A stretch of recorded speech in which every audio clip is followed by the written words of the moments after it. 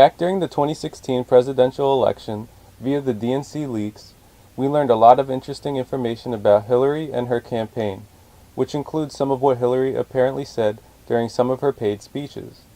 For instance, in one of her speeches, Hillary implied that there are politicians who are bought. Specifically, Hillary said, I would like to see more successful business people run for office.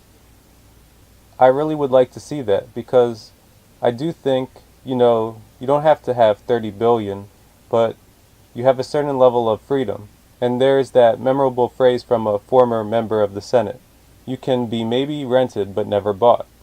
So basically what Hillary seems to be saying here, or at least heavily implying, is that if people have their own money that they can put into their campaign, then they don't have to be completely beholden to their donors, because they would then in fact be one of their own donors and thus at least partly beholden to themselves, and thus not completely bought. Hillary's quote is interesting for a few reasons. For one, Hillary seems here to be acknowledging the fact that there are politicians who are bought, and that people who don't have to take as much money from others are essentially less bought, because she said that they have a certain level of freedom. And money in politics has completely corrupted our political system. And we learned this from a Princeton study that revealed that average American citizens have virtually no impact on public policy. That's what that horizontal line here means. Ideally, the line should have been moving in the same direction as the ideal, but unfortunately it doesn't. It doesn't matter what percentage of average Americans support a policy, it has virtually no impact on whether a policy actually gets passed. But from that same study, we learned that the desires of both economic elites and interest groups do have an impact on public policy. In both the case of economic elites and interest groups, their line moves in the same general direction as the ideal, upwards to the right. So, this study revealed that in America, the wealthy have the power in American politics, while average Americans have virtually no say. That's the effect of money in politics. Politicians who fund their campaigns via the people represent the people.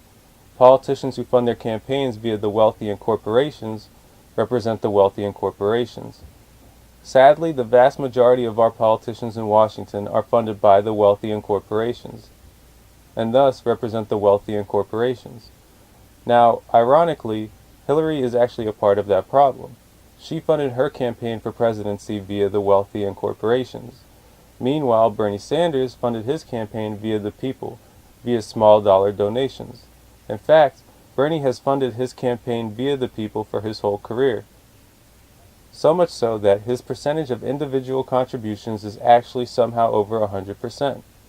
As for Trump, he funded his campaign via the wealthy.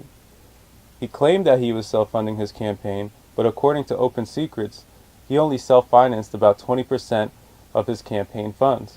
And even if he did self-finance his campaign, unlike Hillary, I do not want candidates to self-fund their campaigns, because that doesn't solve the issue. The wealthy self-funding their campaigns would mean that their campaigns would still be funded by the wealthy, and not the American people. And thus they would be beholden to the wealthy, aka themselves, and not the American people. That's not what we need. What we need is to get money out of politics. What we need is to create a government that actually represents all of us, and not just the wealthy. Hey guys, if you want to help out this show, you can follow our various social media links. Also, we have a Facebook group that you can join as well. And if you want to follow me on social media, you could do that as well. Alright guys.